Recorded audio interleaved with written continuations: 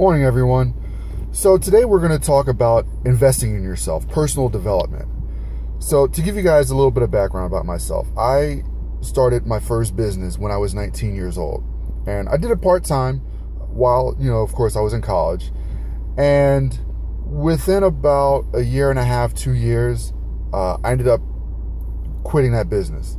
I lost money and it just it wasn't a good experience for me, and I made up all different kind of excuses as to why my business failed, and felt good about it at the end of the day, even though I lost money.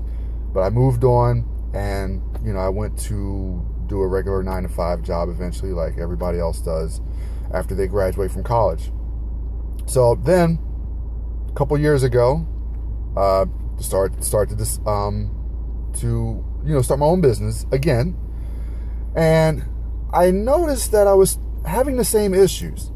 The same things that happened the last time were happening again this time, and I knew that what I was doing could be profitable. I knew what I was doing was something that could make me a lot of money, but I was still stuck having the same issues and not making a lot of money. And I thought to myself, what's going on here? So what I decided to do was, instead of making more excuses, I decided to invest in myself. I decided to get into personal development. And I started reading books, and I started listening to, instructional CDs and motivational CDs. And I started watching YouTube videos of different leaders within the personal development arena. And I have to say, I credit that to making my business profitable. I made myself better. I made myself bigger than my problems. And see, that's what a lot of us tend to do. We tend to shrivel up and quit when the world tries to crush us. Well, if you do that, you're never going to get anywhere in life. If you're in massive debt, guess what? You have to be bigger than your debt. If you're not bigger than your debt, then you're always going to be in debt.